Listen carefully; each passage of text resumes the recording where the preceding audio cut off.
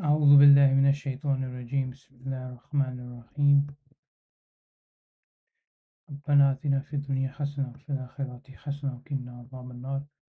Today we'll be continuing from yesterday's discussion we had concerning hard and soft power, and we'll essentially be looking at the various causes,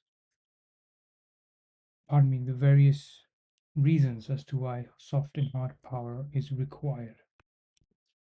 Okay, so we stopped at Ibn al-Muqaffa and trying to understand his concept of soft and hard power. He was, according to Siros, the first person in recorded history that gave an elaborate explanation on soft and hard power.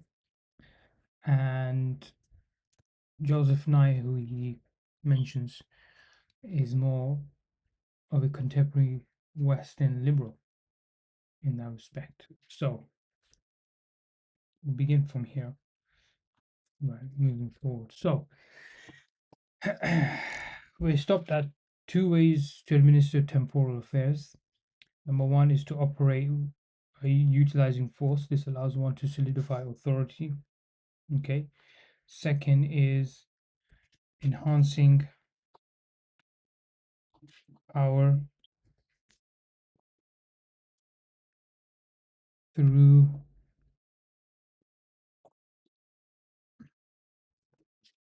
popularity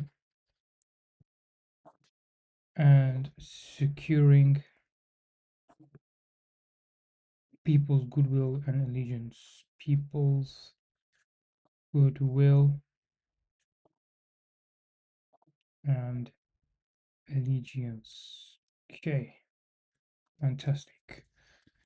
Force is, at least at the outset, more expedient and preferable, whereas the latter helps the ruler make his power sweet, appear benign, and induce and cultivate followership. Okay, so initially it gives the false appearance that, hey, I'm not going to be using too much power on you guys, Yanas, or people, but however, there will come a moment where it will be needed. Now, Syros states former keeps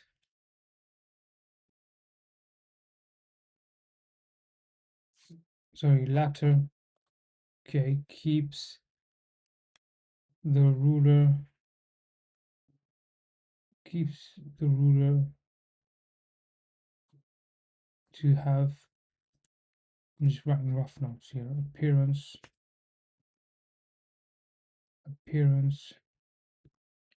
of sweetness, okay,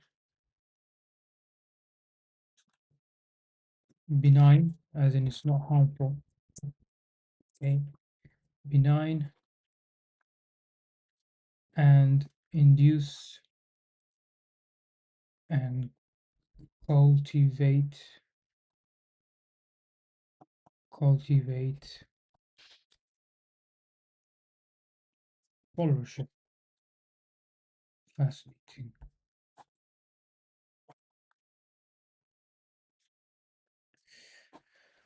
Ultimately, however, Ibn al-Muqaffa argues both types of political conduct are inextricably intertwined. Inextricably means inevitably impossible to be apart.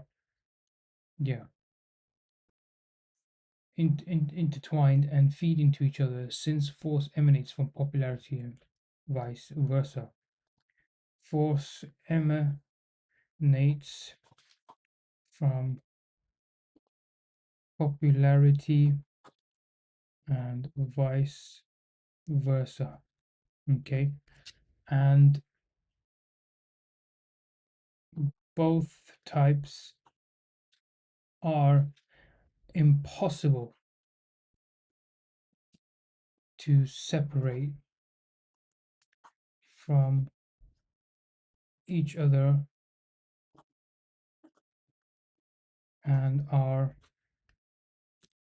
Interwoven would be another word for intertwined, intertwine, intertwine, interweave, and interwoven and feed into each other. An interesting corollary of Ibn al-Muqaffa's pragmatic approach to the art of rulership is the notion that religious constitutes one of the main tools of soft power. So, according to Ibn Muqaffa, Ibn al-Muqaffa, Muqaffa,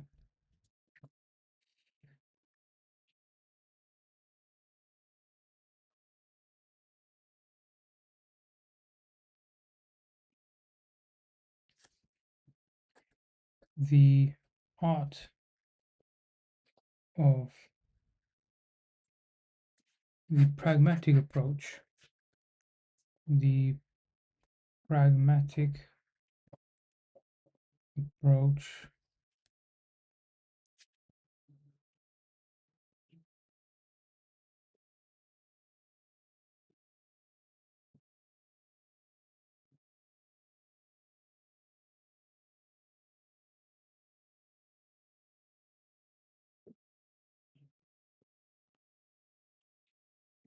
the pragmatic practical approach to the art of rulership, okay,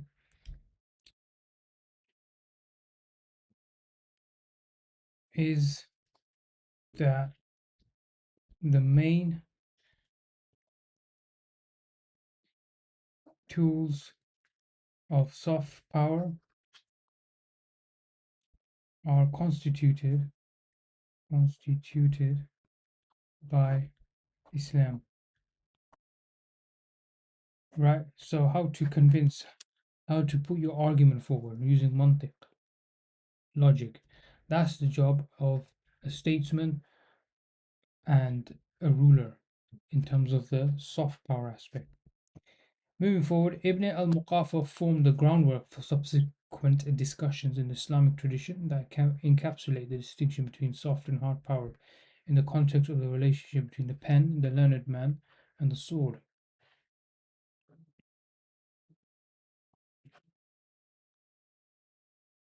the military. Okay, it's important here.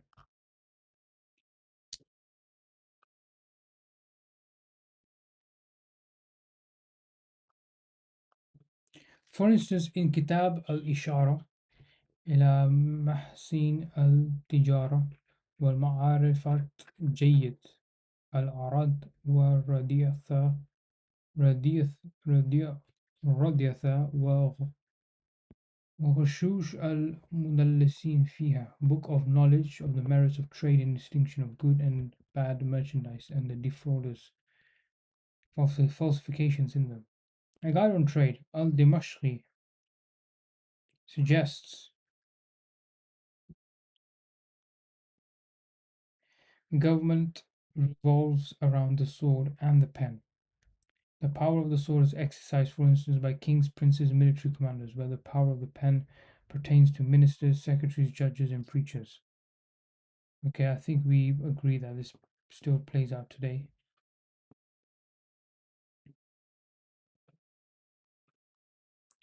The men of the sword are the protectors, and the men of the pen act as the service providers.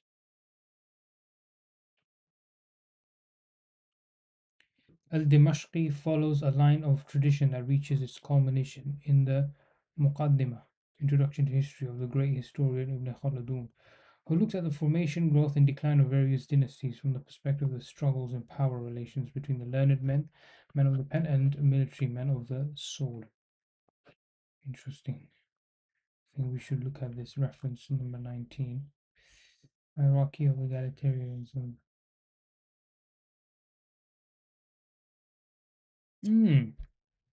Interesting. So there's more research on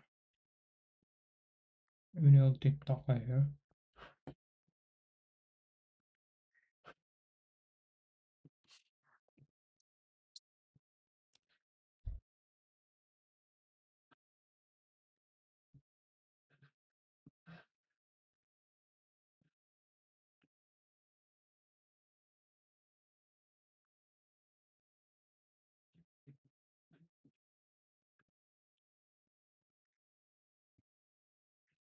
Modern Louise Medieval Muslim Mirrors for Princes Anthology of Arabic, Persian, Turkish Political Advice, Cambridge Press, Council for Kings, Wisdom and Politics in 10th Century Iran, Hierarchy and Egalitarianism, Wellesley College. She's Director of Middle Eastern Studies at Wellesley College. Stephen Frederick Dale was Professor, Distinguished University, Olga Davidson.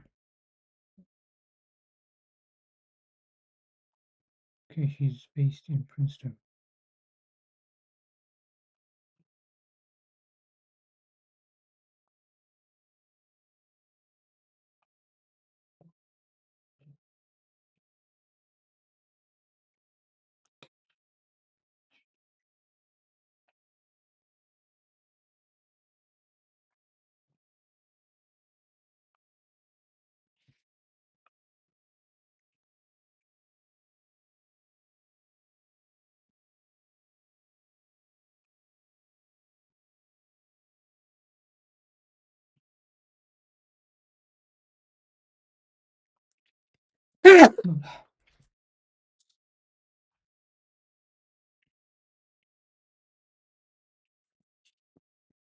Hierarchy and egalitarianism in Islamic thought. That's what we were looking at initially.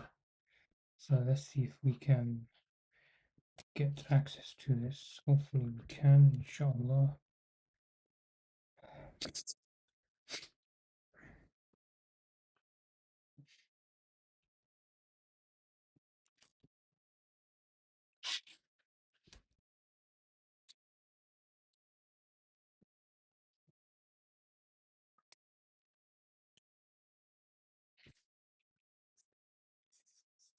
So let's see what source we can find for Ibn al-Tiqtaqa and Ibn al-Muqaffa.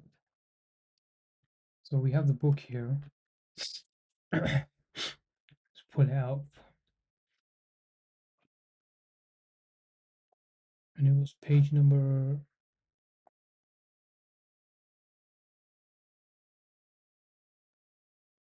171. Okay. Right. Let's check it out. Yeah, looks good.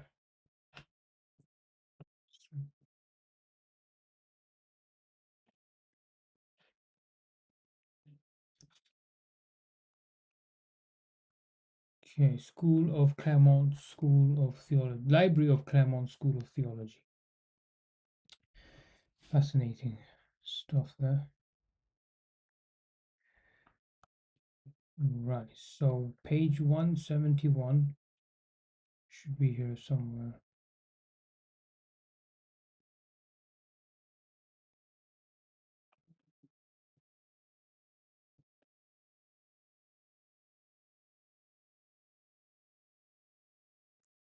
Right, here we go.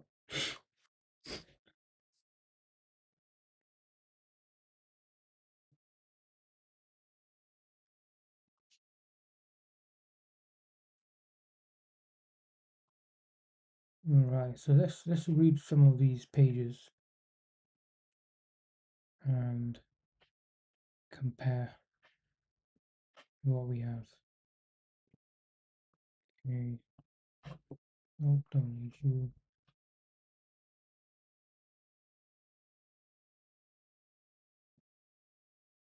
This.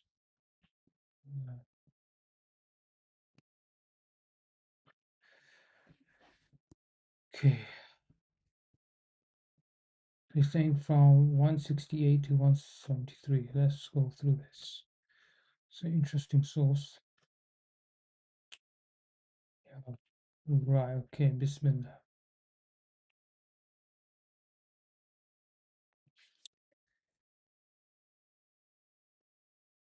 Ibn الأخوة whose معلم القربة في أحكام الحساب appears to be an enlarged version of al-Shazari's نهاية al-Rutbah adapted to an Egyptian environment. It is also noticeably concerned with questions of social rank. Water carriers, he writes, when giving customers water to drink, should give them pots appropriate to their stations, and men of high rank should be given new pots for which no one else has drunk. It's a bit of a weird perspective. Okay.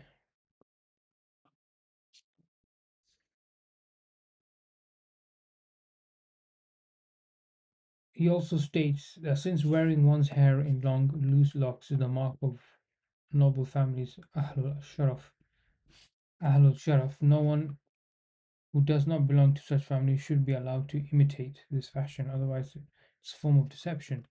Furthermore, Ibn al-Ukhuwa takes up the issue of the fitness of practitioners of base professions, among whom he includes cuppers, weavers, watchmen, bath attendants, refuse collectors, butchers, fishmongers, and other men who come into contact with unclean things, to serve as witnesses. He notes that according to one opinion, the practice of a base profession precludes the acceptance of evidence, since it is an indication of inferior intelligence. Astaghfirullah. According to another view, their testimony can be accepted since these people practice their professions out of necessity rather than choice. A third opinion distinguishes between occupations considered compatible on religious grounds and those such as weaving, which are regarded as base from a worldly point of view only. According to this view, the testimony of those who practice professions of the latter sort is valid. Ibn al-Khuwa notes that some scholars introduce a further distinction between a man born into an occupation and one who has chosen it for himself. The last idea suggests that the social opprobrium attached to certain professions might be mitigated in the light of common tendency for occupations to be hereditary. Yeah, I had a similar sentiment along.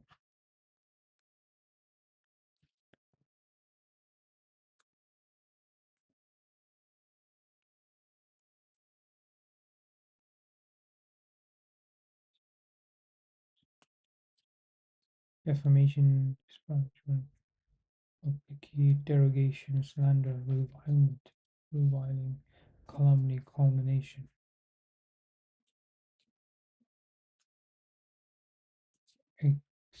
excretion, excoriation, excoriation, lambasting, unbraiding, bad press, character assassination, attack, invective, libel, insult, aspersions, flack, mudsling, badmouth, tongue lash, stick, verb, slagging, contumely, animad, animadversion, objurgation, praise, disesteem, infamy and notoriety.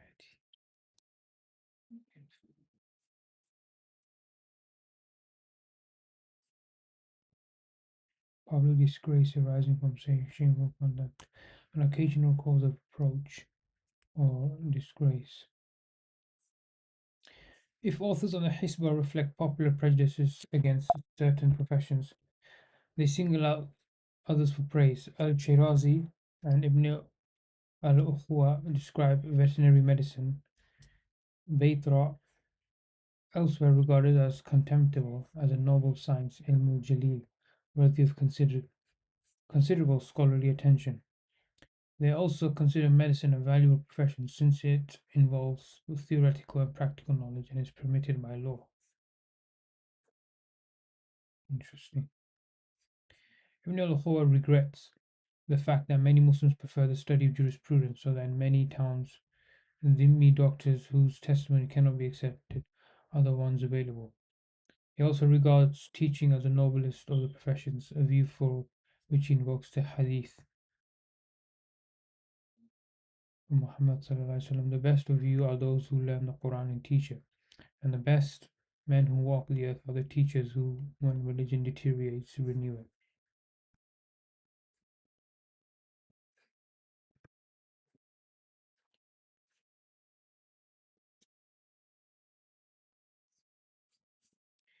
Naturally enough, Ibn al-Huwa follows Shari'i principles, insisting on the equality of all free Muslim men before the law. In his chapter on judges and witnesses, he quotes Umar as saying, "Make all men equal in your sight, in your court, and in your equity, so that the strong may not hope to procure your unjust dealings, nor the weak despair of your justice."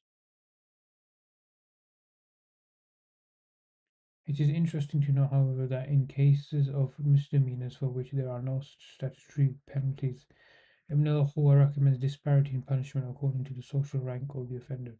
The punishment ta'dhib for persons of high social standing who are otherwise respectable, da'u al-hayya min ahlul siyana, should be milder than that for people characterized by disguising language and stupidity. For people characterized by disgusting language and stupidity, punishment should be graded according to the social rank of the miscreant. Miscreant.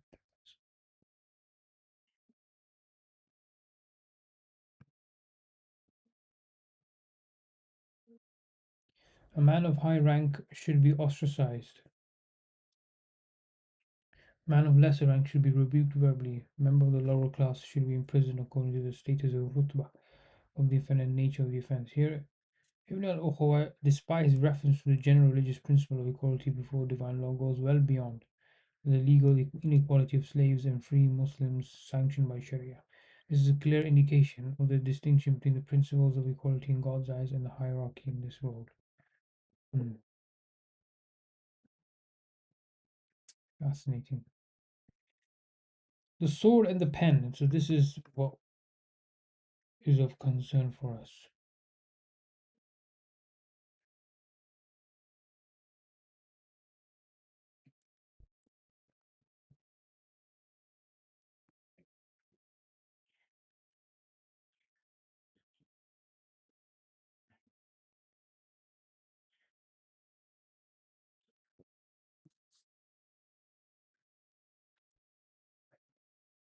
A rather different method of classifying professions is that which distinguishes between the occupations of the sword and those of the pen, emblems of the military and civilian functions of government, respectively. Hmm.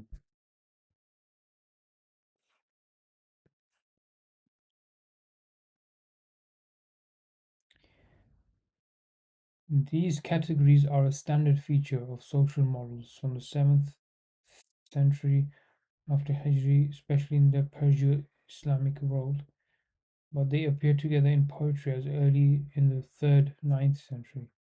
The pen is initially regarded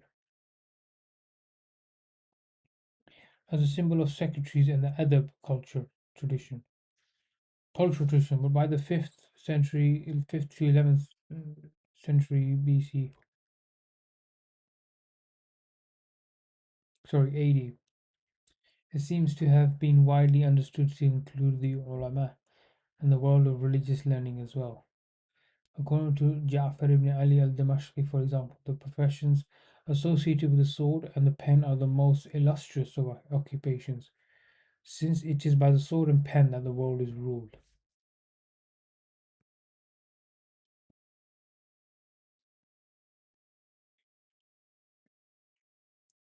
Among those whose leadership is exercised through the sword, Ja'far lists rulers, military governors, chamberlains, chamberlains,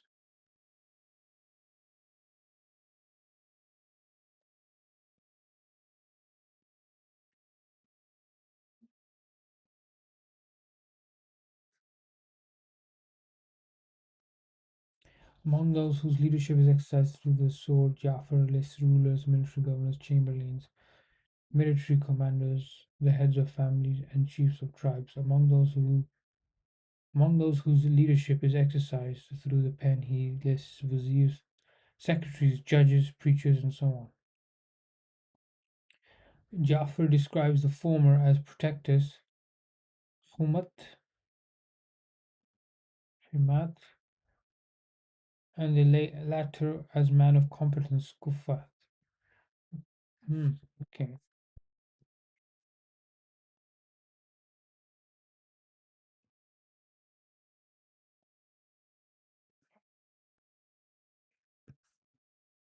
Jaffer describes the former as protectors and the latter a man of competence. The anonymous 6th to 12th century author of Bahar al-Fawawid, anxious to establish the legitimacy of government, also writes that the stability of faith and Islam depends on the religious scholars who determine what is lawful and unlawful.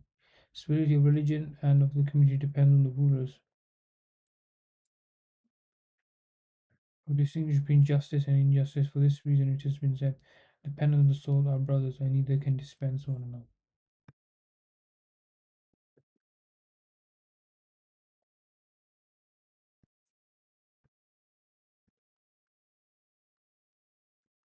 The inclusion of both scribal and religious functionaries among the men of the pen may reflect the breakdown in many settings by early medieval times of the once clear distinction between clerics and scholars.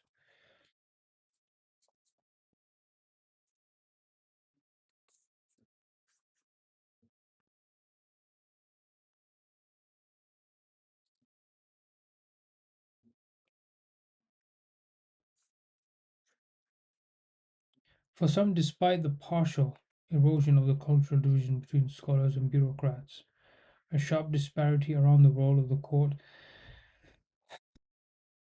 and that of religious scholarship appears to have remained. Hassan ibn Abdul Mu'min al Khui, whose commitment to the secretarial art was strong enough for him to compose two manuals on the subject, in the late 7th and 13th century, perceives a fundamental distinction between those associated with political power, arkan al-dawla, and those dedicated to upholding religion, a'yan al-din.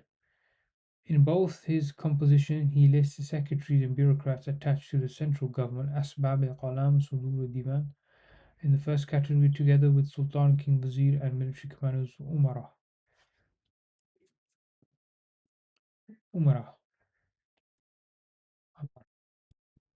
umara.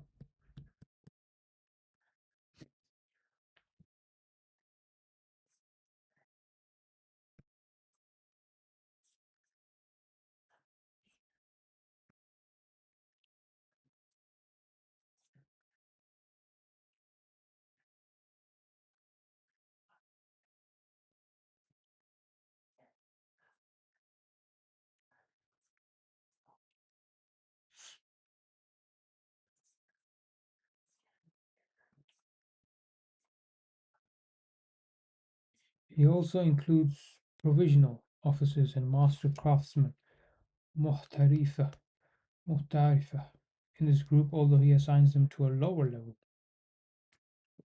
Hassan Hassan replaces religious figures and functionaries of all kinds in the second category. Rather surprisingly, he also lists physicians, astronomers, poets, and men of letters in this group, despite the fact that such persons were frequently attached to royal and other high placed patrons.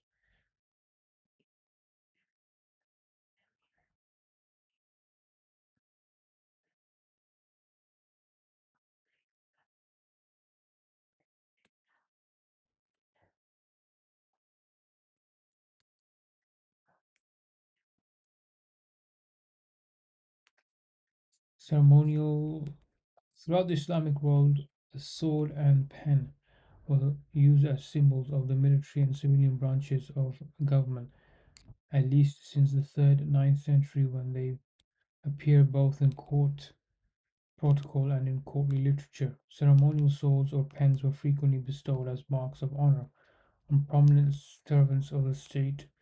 Al-Mu'tadid, for example, bestowed two swords on his general Ishaq ibn Khandaj, who consequently acquired the sobriquet Dhul Sufyan, Sayfiyin, Saifin, Dhul Saifin, the one with the swords. Subriki, person's nickname. While the Wazir Muayyad al-Din al-Raqawi, Muayyad al-Din bin al-Qami received a set of pens from the Caliph al-Musta'sim. Under the Ilkhans, the Wazir Rashid al-Din Fadlullah is alleged to have continued this tradition by sending, together with other gifts, ceremonial inkpot to Sadruddin Muhammad Turk, who had dedicated a book to him. Fascinating.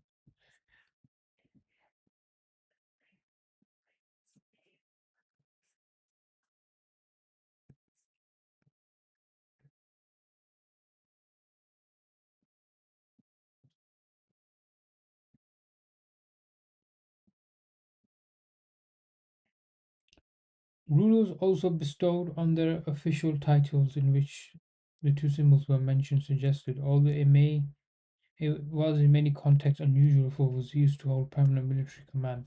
Several titles for viziers such as Dhu'ul Riyasatain, Dhu'ul Kifayatain, Dhu'ul Wizaratain referred to the combination of the military and civilian functions.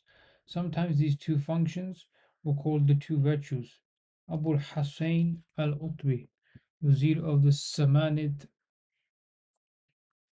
Nuh, Wazir of the Samanid Nuh ibn Mansur, was called Sahib Fadilat al-Sayf wal-Qalam, and Abu Bakr Mu'ayl al-Mulk, son of Nizam al-Mulk, was said to combine the virtue of the sword with manners of the pen.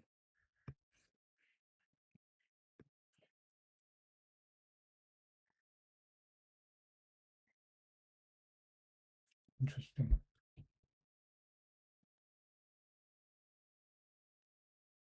The combination of the military and civilian functions described by the sword and the pen was sometimes identified as the distinguishing feature of the Vizierate of delegation.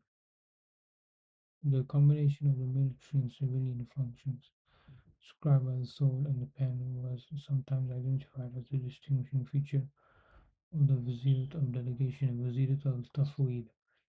The Vizierate of execution and Vizierate al-Tanfidh required lesser qualifications. Major officials other than Wazir might also acquire such titles.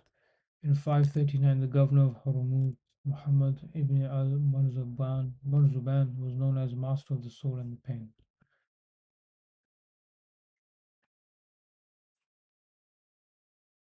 The metaphor of the sword and pen are prominent in court literature of the medieval period, and may be presented as equals or may be placed in a superior rank to the other. These various positions are summarized by Ibn al-Tiqtaqa. Ibn al-Tiqtaqa Tiqtaqa Ibn al-Tiqtaqa in his Kitab al-Fakhri, dedicated to Fakhruddin Isa of Mosul, and completed in 701. Okay, so this is what's being said here.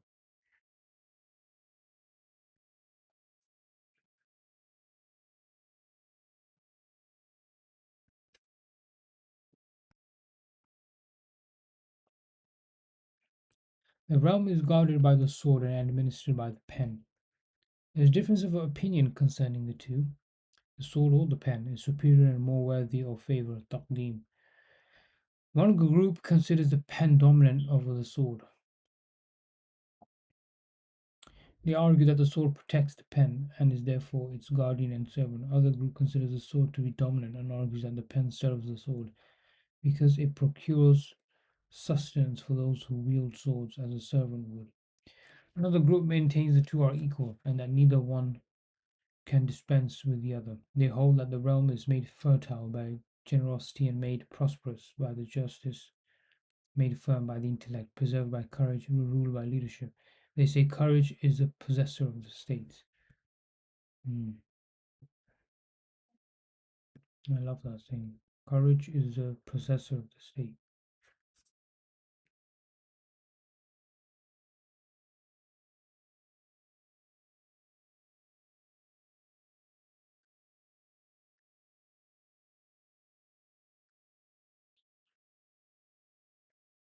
الموارث قوانين الوزارة.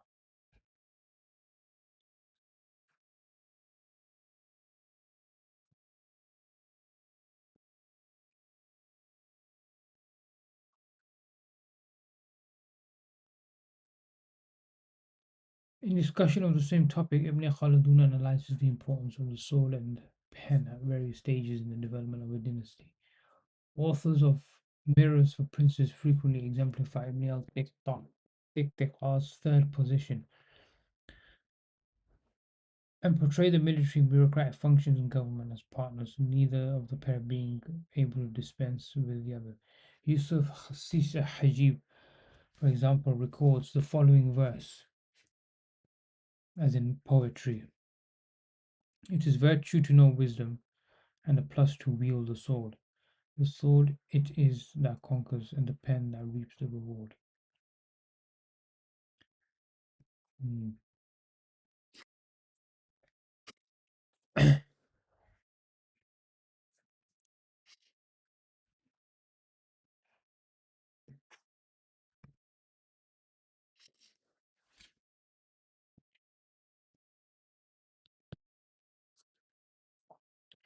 Similarly, in Chahar Maqale, Nizami Arudi Samarkandi writes in his introduction, God adorned this world and prohibition, with the order and prohibition of prophets and saints, and entrusted it to the sword and pen of rulers and ministers. The opinion that God created the world for the sword and the pen, and he placed the sword beneath the pen, and he placed the sword beneath the pen, sometimes quoted as prophetic hadith.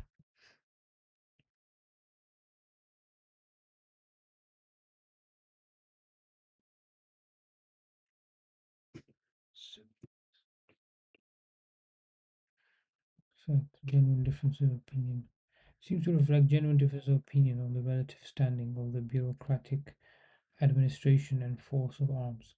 The same disagreement is sometimes evident in contention. Munazara Mufakhara, another literary genre in which the metaphor of sword and pen appear frequently. Mm.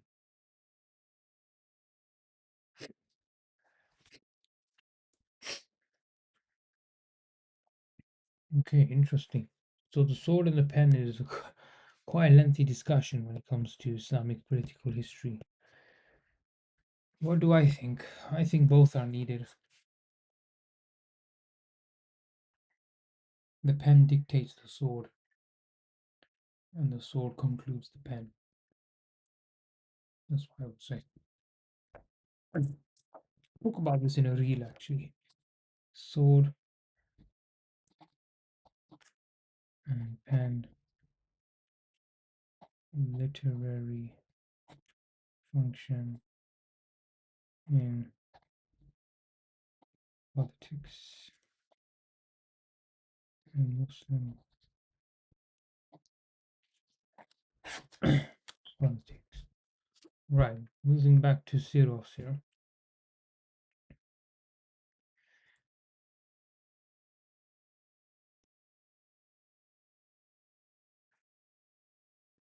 Okay, this author has another book which I was interested in checking out. Dreaming Across Interpretation of Dreams. No, Muslim, here we go. Medieval Muslim Mirrors, Prince, Council for King's Wisdom and Politics in 10th Century Iran. No, writers and rules.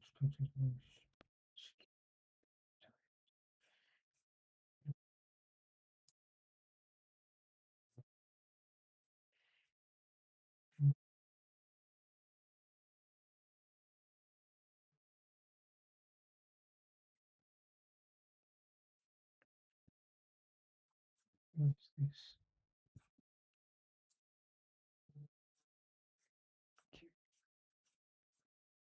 Five international law.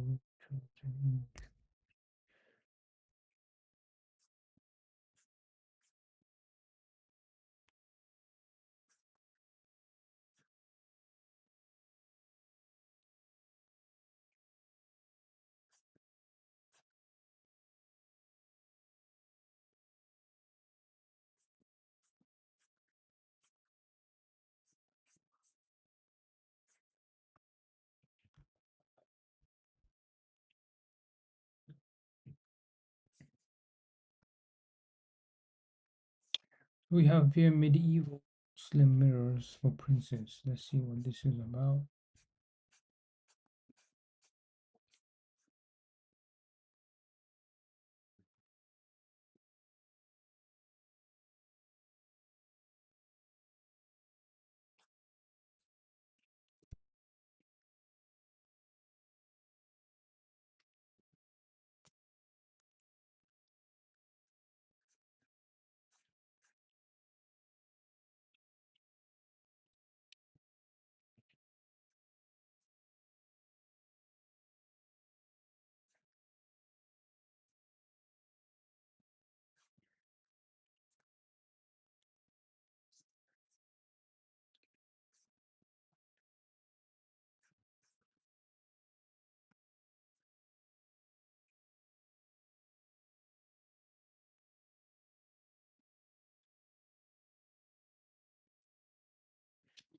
There a reference to al-Tiqtaqa.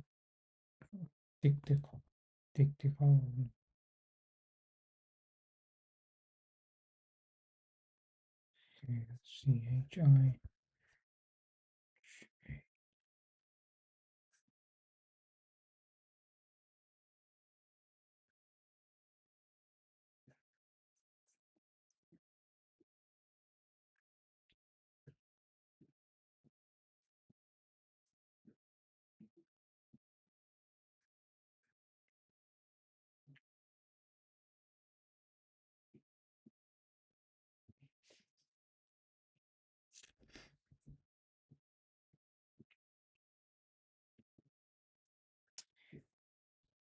No, it seems not to be here. Okay, not a problem. Does she have any bids?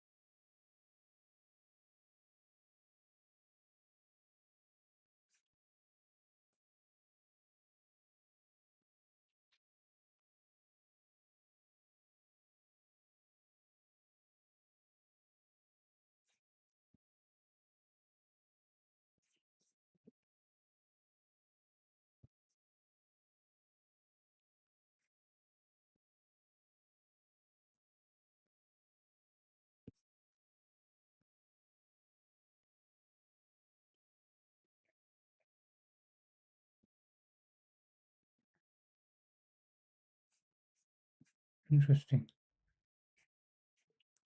Ottoman era documents from Cairo, Geniza. This is about Jews during the Ottoman rule of Egypt. Is that why it's documents from Ottoman Lamiyat paying a debt to Abraham Castro? And the base of the sea for Muhammad Pasha's silk factory.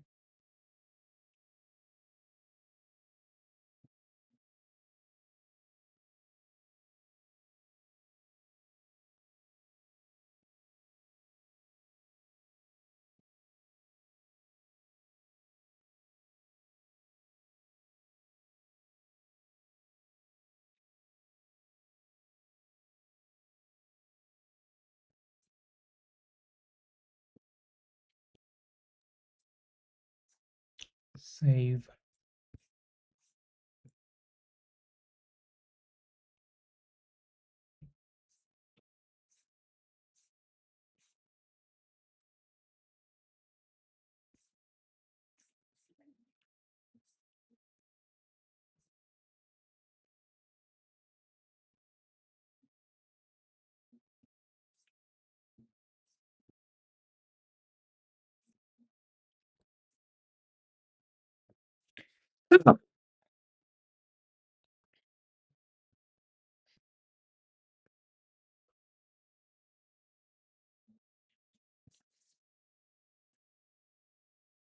Khalid Abu al-Fadl, a Kuwaiti-American Islamic scholar, Jewish Umar, and as minority English professor.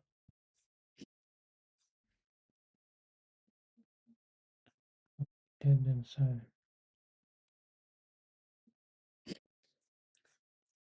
Controversy.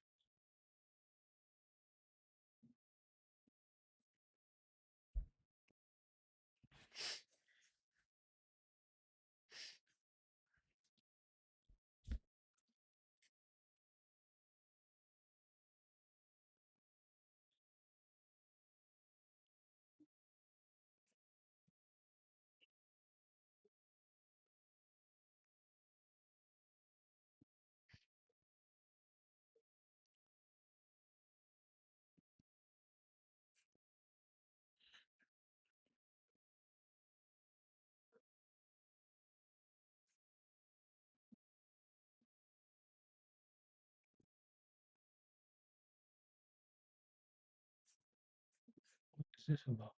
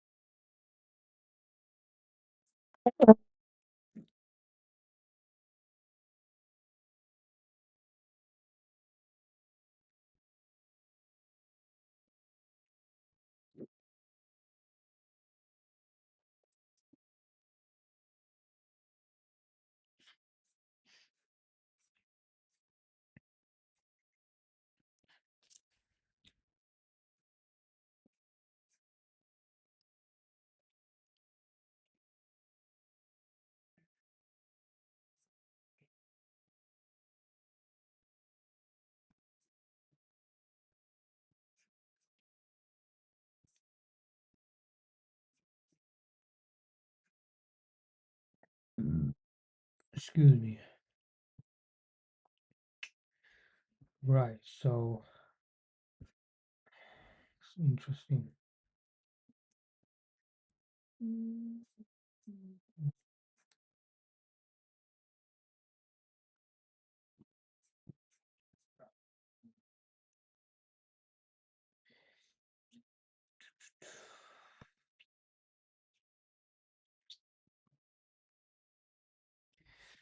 Yeah, interesting concept of power, pen and the sword. Just gets more and more deeper when you try and understand power, authority, how the Quran describes political power.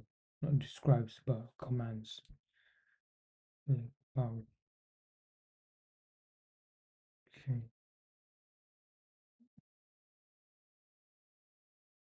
maybe I can find this paper.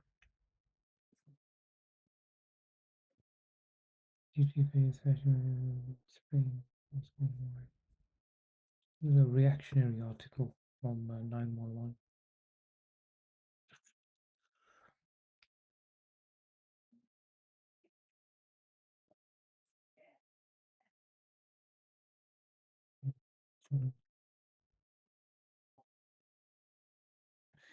Interesting collection of books. Guess we'll check out some other point. Right.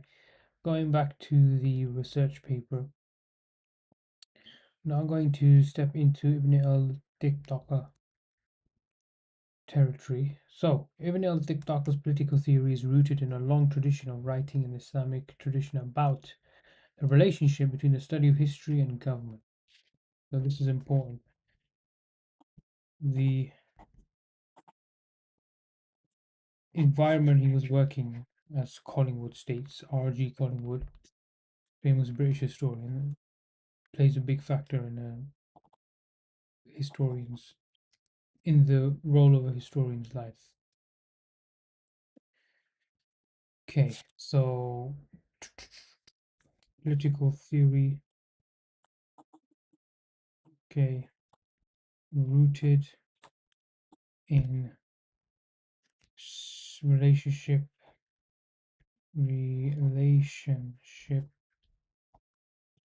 between study of history and government.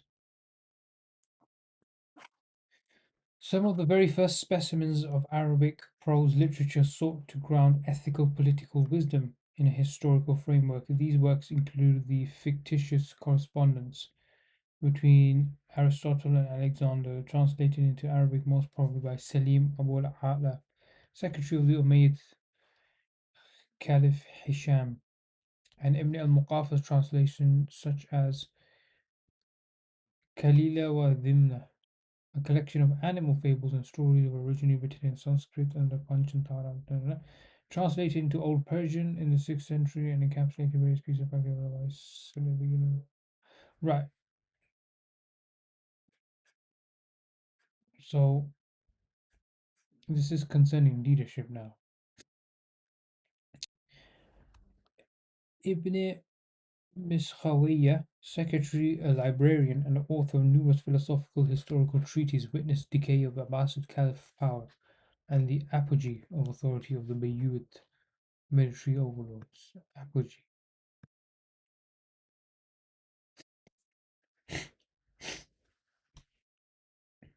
Apogee. Okay, this is an interesting word. It's a noun. Apogee. Noun. Highest. Highest point. Climax.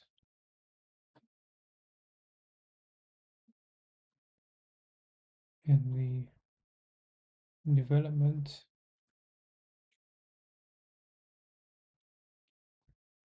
of something.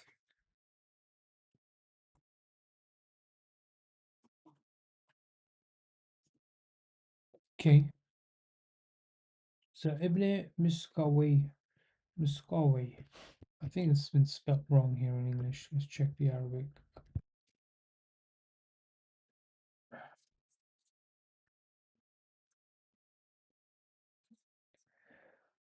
Muskawiyya. Muskawiyya. Miskawiyya. His full name is Ahmad ibn Yaqub Muskawiyya al-Razi. Abu Ali Muhammad ibn Miskawiyya. He's Iranian, author of the first major Islamic work on philosophical ethics entitled Refinement of Character, Tahdhib al-Akhlaq, focusing on practical ethics, conduct, refinement of character. Very much needed these days, refinement of character.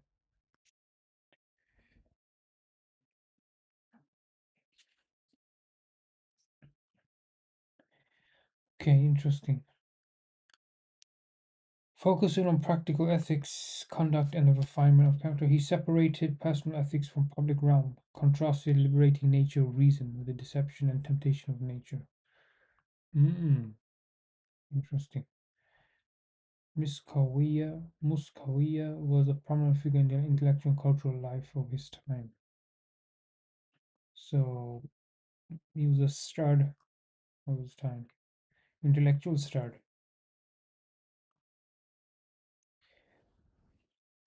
I interested in reading this book. I actually started reading something similar by Ibn Qayyim al-Jawziyah called its title Rank of Divine Seekers, and I was looking at dopamine loop and how these things affect our judgment and decision making. So yeah, seems loosely related experiences.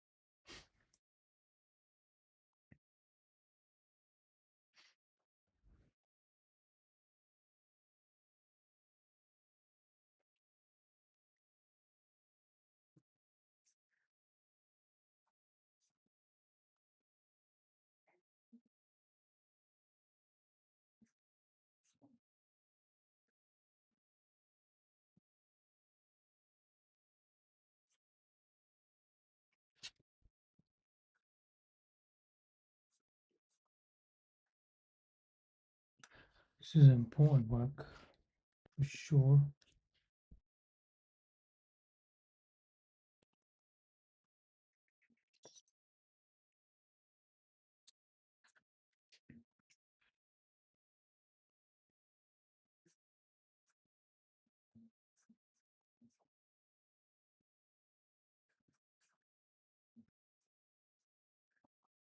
Oh, this is what I'm looking for.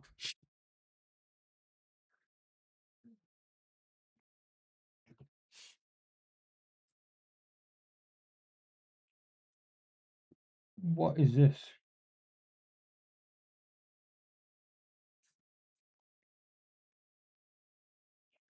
John Peter Radis. John Peter, PhD medievalist structural ethics, currently studying moral systematic theology at St. Maynard Seminary School of Theology. Where is that?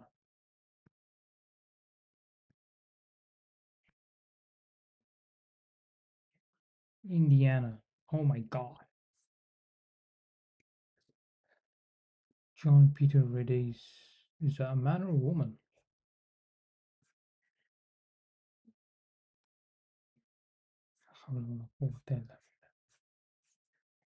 What is going on? Reject.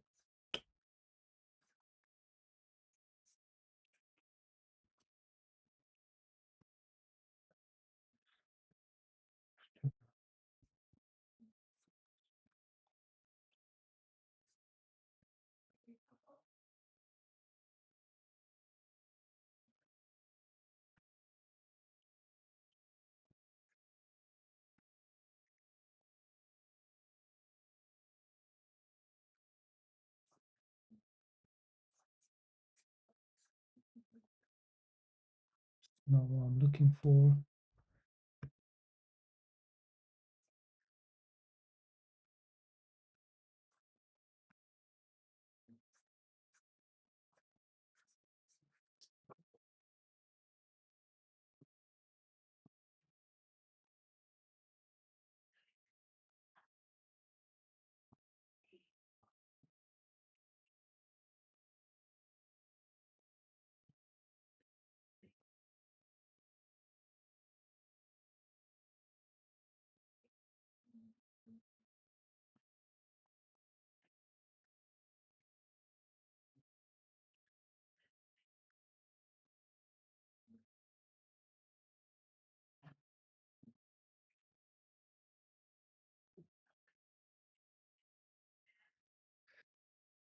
Okay, so there is a book, apparently.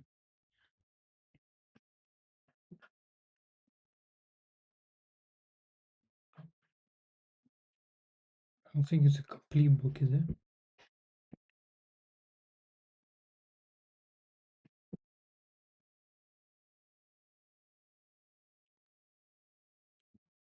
Interesting. Okay, so yes.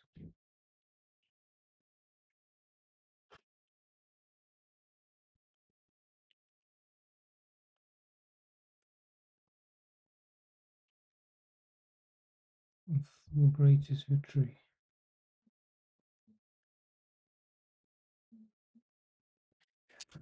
Hmm.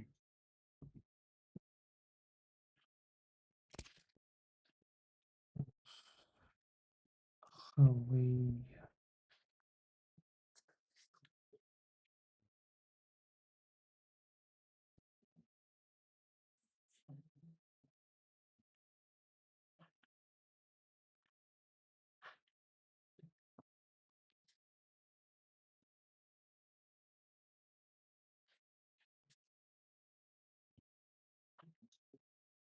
Book you're looking for is Al-Fawz al-Asghar. So,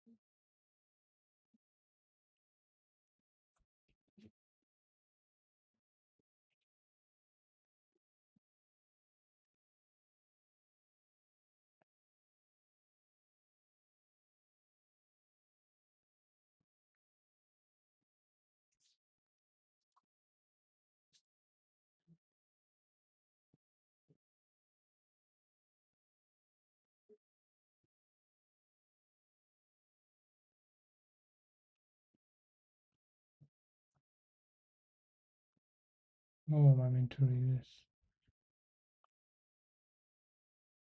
This is by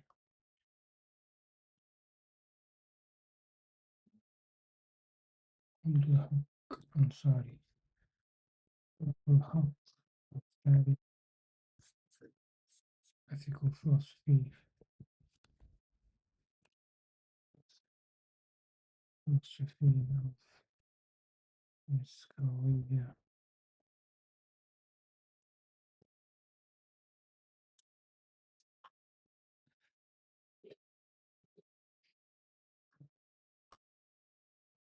Okay, so this is more of a clear version, I guess.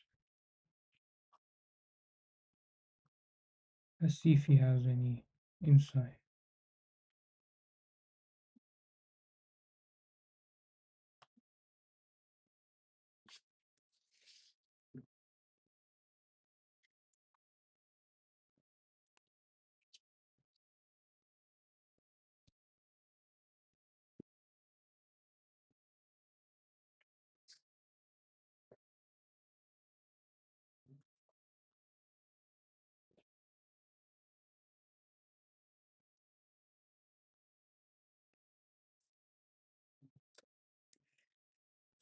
Does he talk about evolution? That's my main concern.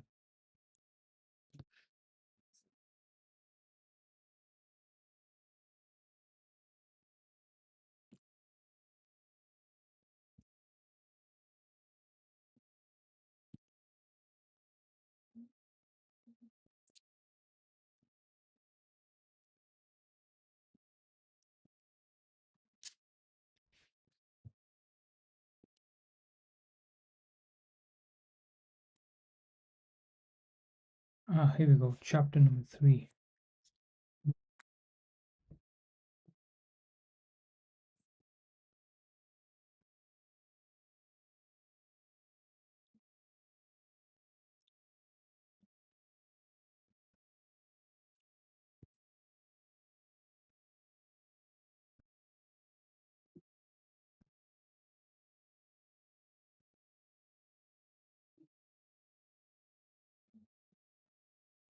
Okay, I like this. Alhamdulillah, we found a new fascinating resource. What we will do in the meantime is actually let's download this. It's not on page 66.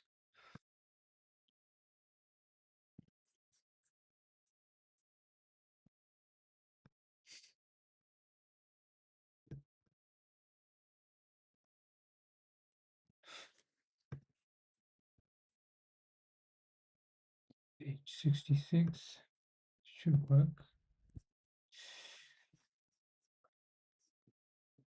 Abdul Haq. I'm sorry, let's just do that.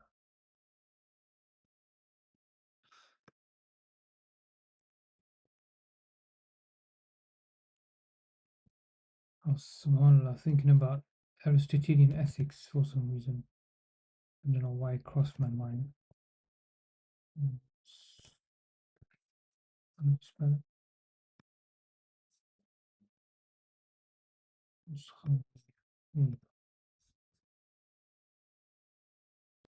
Nuskhawiyya.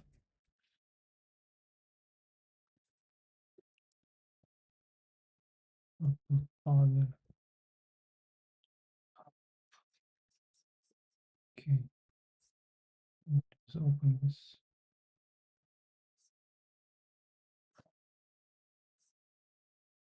Mhm.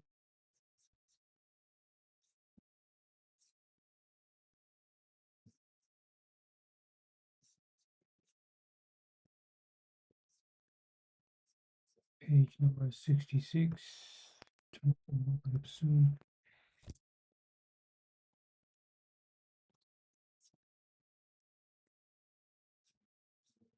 Yeah, this is important. Just give it one more shot.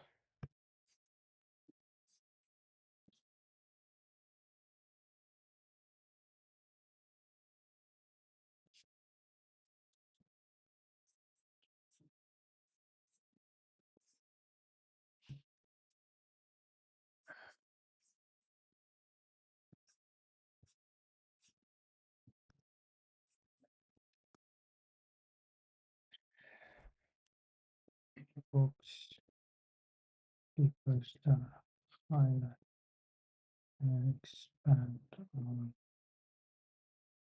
the following.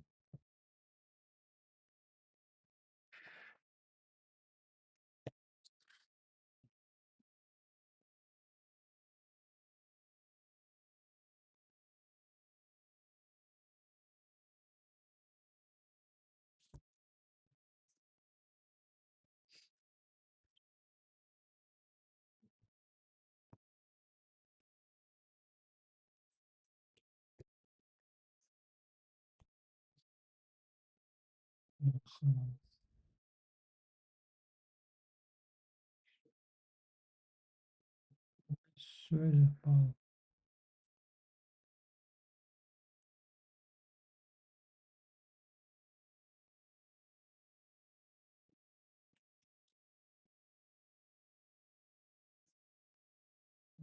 guess.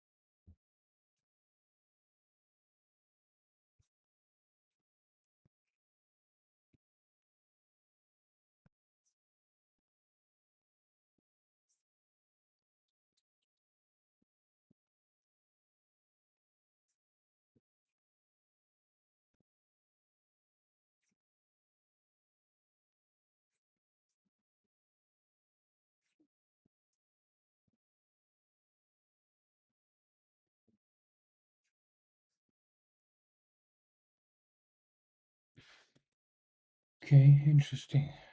Islam and Darwinism. Fascinating connection. Right, so we shall go back to Siros's work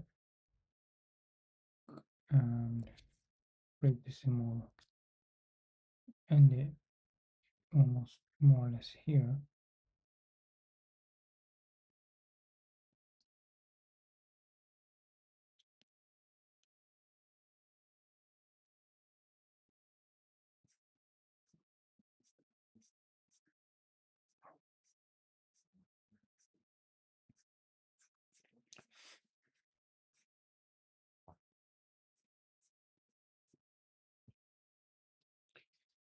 Ibn Miskawiya, secretary, I've read that. Preface of narrative of the history of the world from floods and into dissipates. He contends, okay, this is where this interesting philosopher now steps into what we're trying to play with here. Miskawiya, Miskawiya, Miskawiya, Miskawiya, Miskawiya, Miskawiya.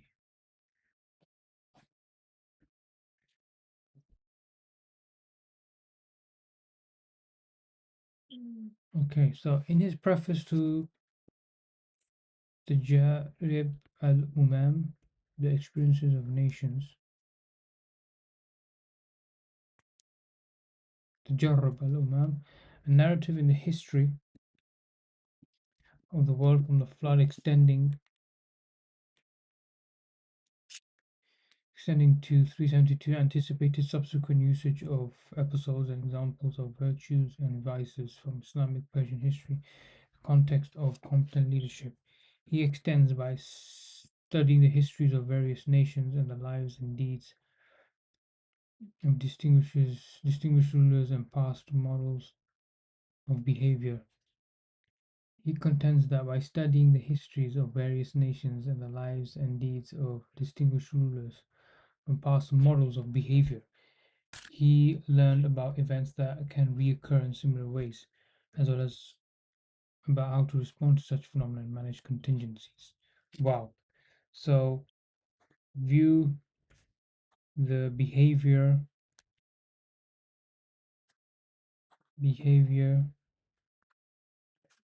of others,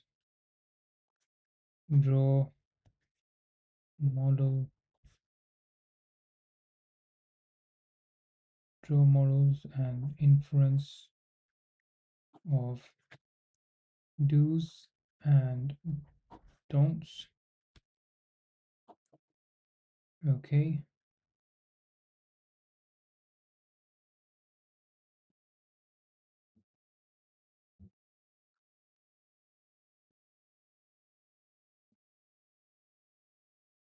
Studying the history of vaccinations and learn about events.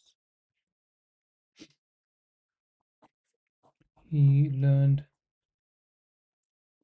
of events that can reoccur, recur, recur in similar ways.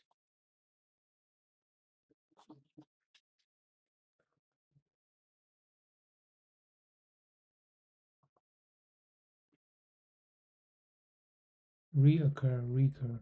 So I was right. So reoccur.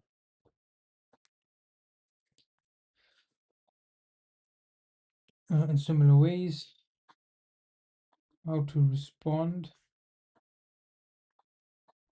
to such phenomena and manage contingencies.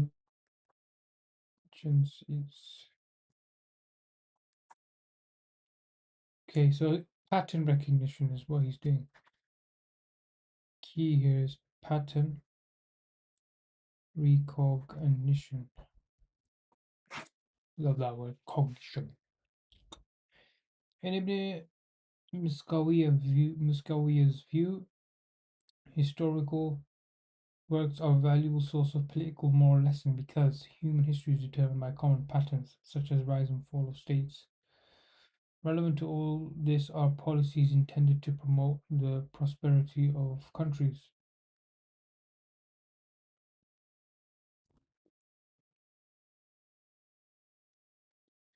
Policies that relate,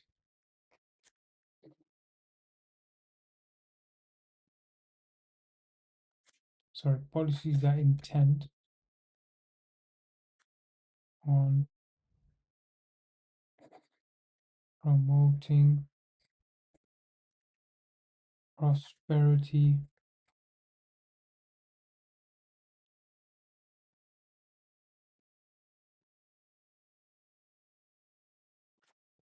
of countries. Okay, yeah. Second, he states secure social cohesion, secure social cohesion and harmony,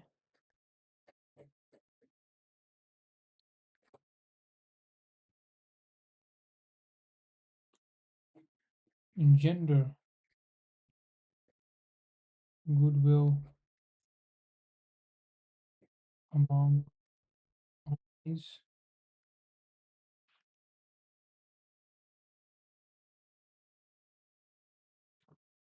and he reveals tactics employed in warfare and machinations.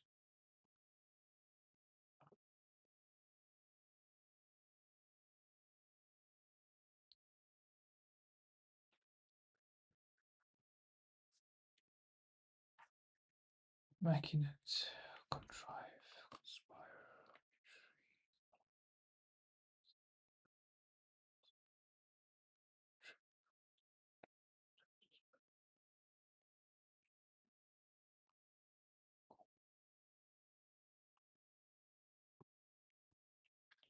and machinations,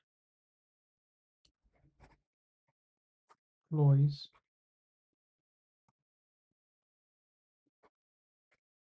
that were successful or failed. Right, it's time for moment, so we shall depart shortly. Just before I do, I'm going to check if there's an English text for this.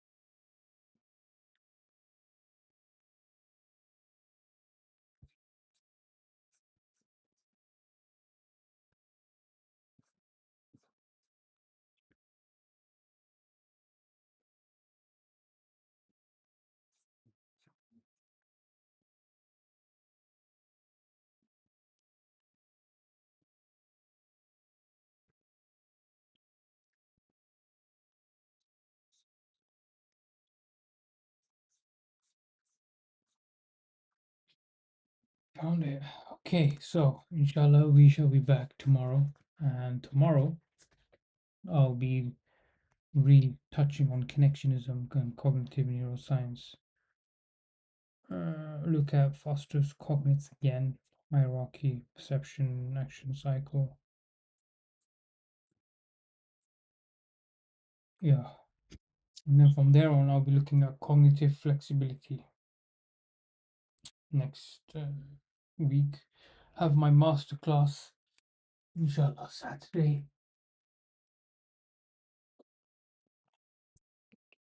Right, so till next time, Assalamu alaikum wa rahmatullahi.